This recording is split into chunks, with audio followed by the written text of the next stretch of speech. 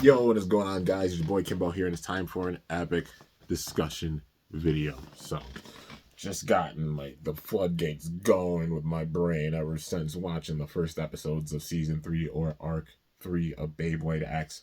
With like Bays, we're gonna see like closing out 2025, going into 2026. How things are just going under like Hasbro and them definitely dropping stuff for the holidays, but they're more mysterious about it. They kind of just like shit just kind of drops out of nowhere with Hasbro. Whereas with TT, we get info on stuff and dates and everything with Koro of each month, and we have more time to plan. Where Hasbro's just like, here you go. Yeah. So things being really wild during this time period, and also being towards the end of the year. The gloves, dude, they're gold this year, just like the channel logo. It's a tradition that I started back like 2018, especially, but 2017 I started with the gloves, but 2018 I did still with like the logo and the gloves, and that's where it started ever since. But I still consider 2017 as well, which is implemented with these gloves this year, which is why, gold, because like the homage to the yellow and like even the channel logo and everything with it, and odd, because odd minor, like college, in respects to the college no longer being open and such as well. But getting into it real quick, if you wanna, feel free to take a guess at what colors you think the gloves are gonna be in the comments. I'm not using the color that I've done before. 2017 was yellow, 2018 was red, 2019 was purple, 2020 was green, 2021 was blue, 2022 was orange, 2023 was pink, 2024 was black, and 2025 being gold. So it won't be any of those colors, just saying. But feel free to guess in the comments for 2026. And I've had 2026 in mind as long as like I've had 2025s in mind. So yeah, it hasn't switched. But with that being said, let's get into it. It's a discussion video. I'll say this is kind of part 3 on the discussion of season 3 and arc 3, because there's so much with this. Going back and just thinking about things that much further, it's like, damn, 3 separate videos. So talking about my hopes for things and such with it, and then also just like off the details we've gotten thus far. Then I sat and gave myself time to really think about things and seeing the episodes and like the build up and everything with stuff, and then talking about the craziness that's going to happen with this. And then even sitting in after that second video discussing things and how dark it's going to be is going to be crazy. That's why this video is just titled Zero. Yeah, the third discussion video on this, and this is going to be all about Zero and the KUROSU clan, and obviously the underworld. So with this, I've mentioned in previous videos, and if you don't want any spoilers and such on the show, you want to click away, of course. But yeah, so Zero KUROSU, the man himself who has recently shown up, but has obviously been lingering for a long time. Zero KUROSU being the man who mysteriously showed up one day after the final with Zodiac and Persona being at the top of the X, still admitting that they want to face Pendragon, face the Pendragon from back then to be the true top. And that being a build for things even in itself, it builds X and Chrome, because we saw Chrome have the Demon Dragon, Impact Drake, and then go to be an Underblader, if you will, Underworld Blader, and he's as his common Y alias with the mask on. So I think the next time they face off, X versus Y. I mentioned that before with things. But the introduction of the KUROSU clan and Zero has made things that much more spicy with this. So the underworld or underground being a thing, but literally the tower coming from underground or the underworld, Zero being the head of the underworld, and like that means Bido, that means everybody else that's a part of it working for him. And I'll be surprised Bido having a big time part with things, because like Bido, Ginro, the stuff with Zero, Ginro especially being X's mentor, and the story with that and how they've established with the first season how crazy it is, because literally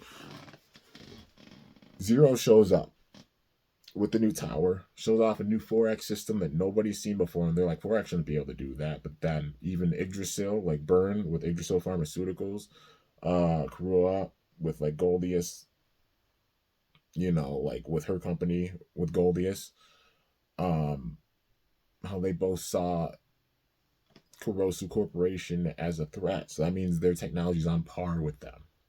That means he could be even more advanced than their technology is. Because even B4 was completely caught off guard with this.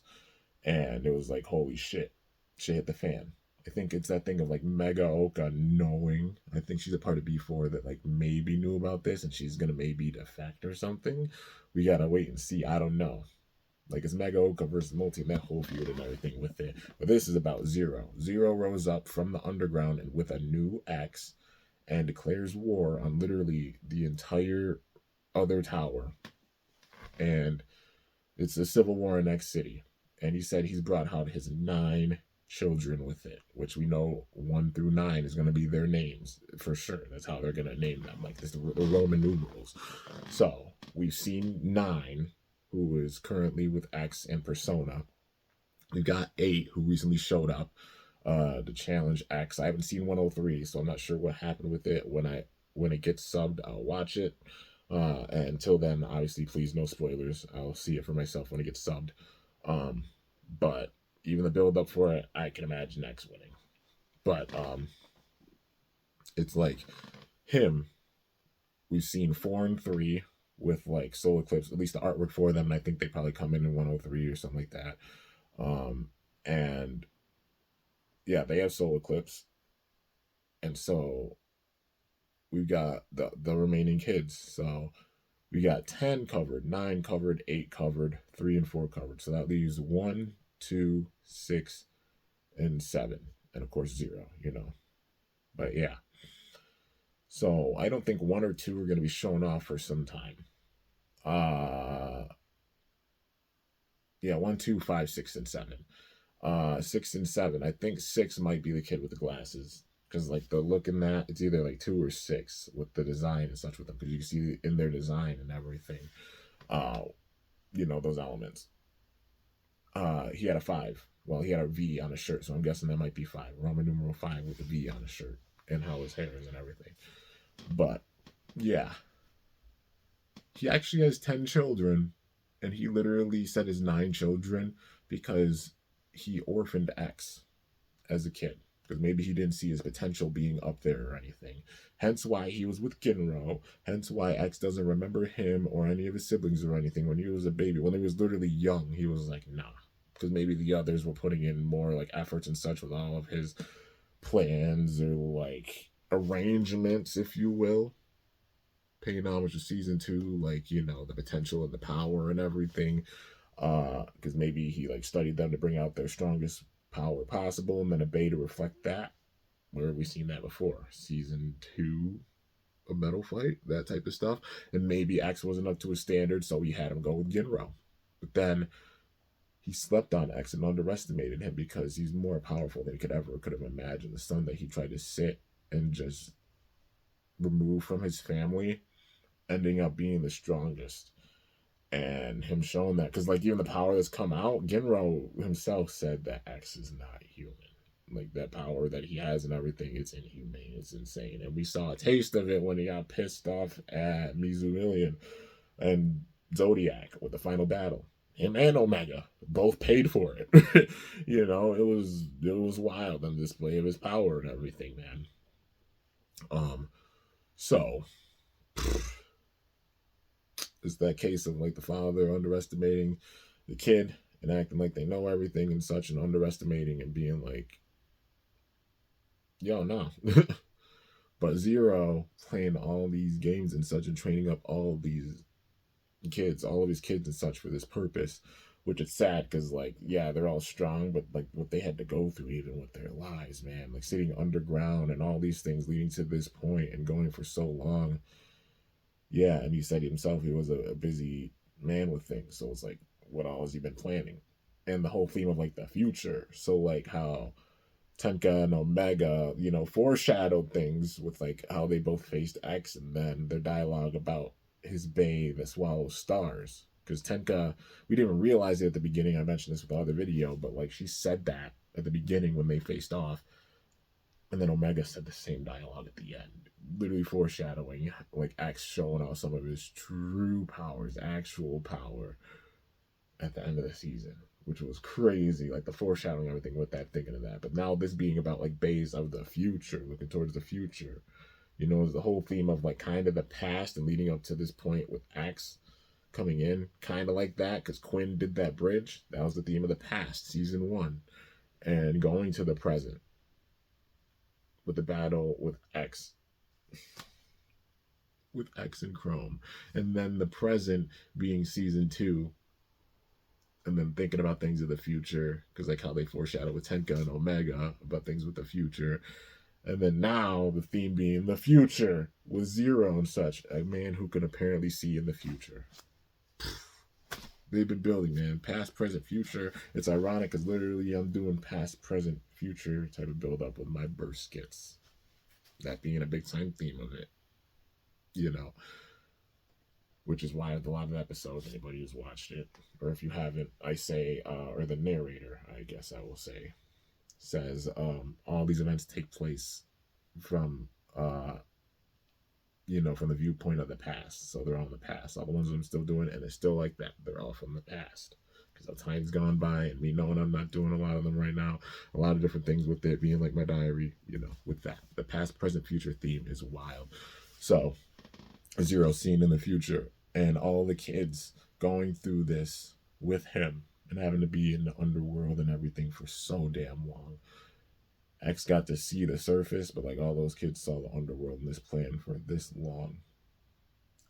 And that's absolutely crazy. Like that shows how diabolical this man is, like completely just shutting them off and isolating them to go under his narrative. And it's just like, holy shit, that being dark, and what he did with X and just completely shutting him out. So you know when the showdown happens with Zero and X, it's not gonna be pretty. I'm telling you, it's not gonna be pretty. With that. But also this man saying to keep a close eye on 9. It's like some Naraku. If you've seen Inuyasha, some like Naraku Kagura or Kana, or, you know, whichever incarnation you want to talk about. Incarnations of him that have gone out, faced Inuyasha and his friends and such, and him letting them go, not even, like, worried about it until the very end where, like, he's like, I don't need your power or anything anymore, and discards them. So what if the kids start losing? Is he going to sit there and do that same thing where it's like, I'm not depending on that child anymore, I don't need them anymore, because, like, they've fulfilled the duty? You know what I mean? Kind of like how it was with the Dark Nebula, how they treated the Bladers, how Doji treated all the Bladers.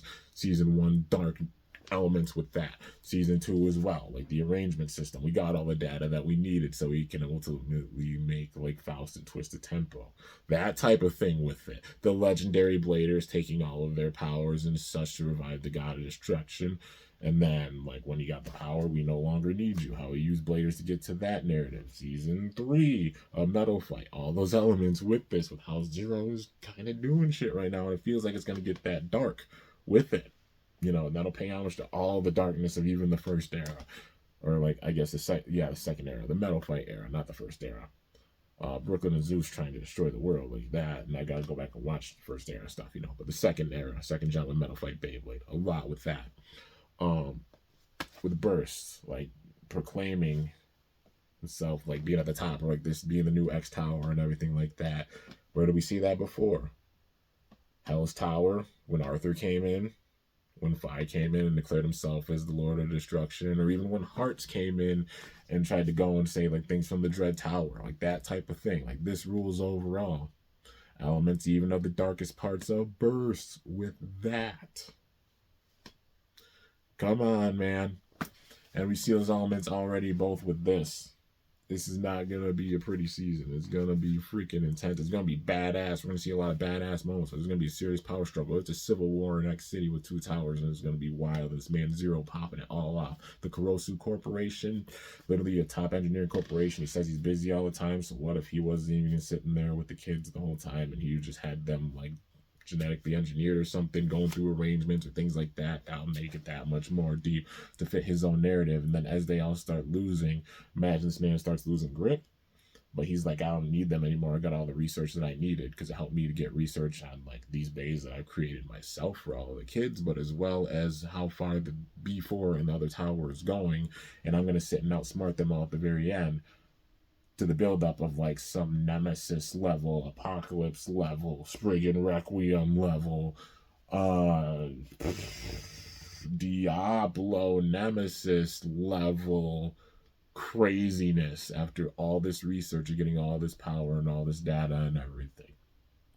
And that being like the future, and that's going to be the Bay of the future, because it'll make sense if his Bay comes in and it being a Bay of the future, a Bay that's so strong that he's going to try to have everybody bow the knee to him and his future and act like he's all seeing and everything. Zero's gonna lose it when he starts having the struggle with all the kids losing and everything, and he's probably doing some Dark Nebula type shit or Snake Pit type shit where like the different levels of bladers and just the top ones being his kids, and then like the top of his kids being the ones he puts the most faith in. So we're seeing the first ones now, like 8 and 3 and 4, as cool as the gimmicks are, you know, and then 5 going in. He's gonna introduce more kids over time, and that's gonna probably be even more like, it's going to show how diabolical this man is, and even how much nastiness he can put into like with the research and everything with them. Because like how the Dark Nebula or Doji brought in Reggie behind Ryuga, like we thought it was you, but then like the true number 2, and even said so was Reggie,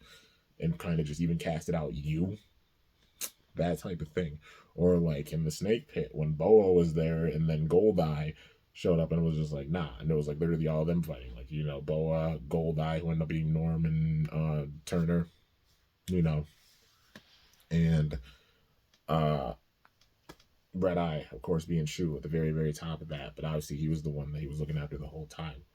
Same thing kind of with the kids, which the dynamic of parents picking and choosing kids, which ones are their favorites or such. It hits on a lot of very, very like touchy, deep themes with it, man. It's going to, it already is, and it's just like, holy shit, it's gonna be wild. And this is just the beginning. This is just the beginning of it. And then 5 coming in, we still haven't seen 1, 2, 6, or 7. Probably have 1 be the number 1, but 1 and 2, oh my god, dude, their designs, reading like their demeanors and everything, my god. But also even 6 and 7, and even 5 when 5 comes in, it's gonna be crazy for all of them. And we got to see how it goes, and the dynamic with X and all of them. Like X has to interact with all of his siblings. He's got all the different siblings, and you know he's gonna face them over time. So it's gonna be like, shit's about to hit the fan. And then when things go down with the kids, and maybe like Persona and X get by all of them, and you know things are resolved with like Pendragon or Chrome or all of them, like all things with it. But when shit hits the fan, it's gonna be like everybody's power is gonna be needed probably at the end of this, because X is gonna be strong, but I don't think it's gonna be that thing of like, oh, him fully coming and save the day this time. It's gonna be like all of them working together, and like X still being strong. Don't get me wrong, it's X, you know, and him on the, but like, yeah, the build up of everybody, you know. But it's gonna be wild. And the last thing I was mentioning even before, this is how this is going to end off, like some Naraku Kagura type stuff, where like, you know, his incarnations that he said and used them, is that happening with 9? Because 9 got out of there pretty easily and was able to go and find X, getting out of there before the tower even went up. Is this like some Naraku stuff where like he knew he was gonna, like she was gonna betray, and he's sitting there just playing games? This is it's a comment that was seen and had this as a thought as well, because seeing how the intro is, are they playing the same game? This is, and I think Pokey is the one that went and said it. And the thing being, like, how they showed the webs at the beginning with 9 being around them. Like, yeah, 9's out, but she's stuck in his web because they might all act like she's the worst, but in reality, he sees her as probably the most powerful. And this was another theory I thought of with this. If she ends up having Valkyrie Volt, which don't know who owns it. People have said it's 9. I don't think it's confirmed. I mean, she at least has Emperor Might. I think she does. But, like, when it comes to Valkyrie Volt, I don't know if it's 0. I can imagine him having it, and then, like, an evolution for it at the end or something. But him using 9, knowing that she has the true potential of all of them, just like when it gets unlocked, it's going to be wild. And then he uses that to his advantage and brings her back into his web when she actually unleashes her true power. And then X has to take down 9, because X hasn't won against 9 in a battle. They drew. And that's a very important detail. They drew. He's going to probably have to take out all the siblings and win against them. he hasn't won against 9 yet. That was a draw to start it off. So if she ended up becoming evil at the end because of Zero, not because she wants to her own will, but like Zero going in and doing some arrangement on her to make her like brainwashed or go back and be evil or something, and that's his ultimate build-up, that'll be wild. The question is this man gonna be like an Ashton Theodore type of role where he's just playing the puppeteer in the back and he doesn't have his own bay, which I think is highly unlikely, especially with how big and jacked this man is. Or is he gonna be like Rago, where like he's gonna have his own ultimate bay and just try to rule with an iron fist over everybody and everything after using the knowledge and just playing the patience and waiting game this entire time? Did you guys get goosebumps? Because I damn sure have. Thinking about how crazy and wild things are gonna get just from the first 2 episodes of this season. I gotta watch season like episode 3, and I know it's gonna be dope. But yeah, this man Zero is fitting to be another one of the most diabolical, just like puppeteering, evil, true antagonist build characters of this series. He already is, man. Already. And it's scary because it's like 9 even said his demeanor's a lot like Father's.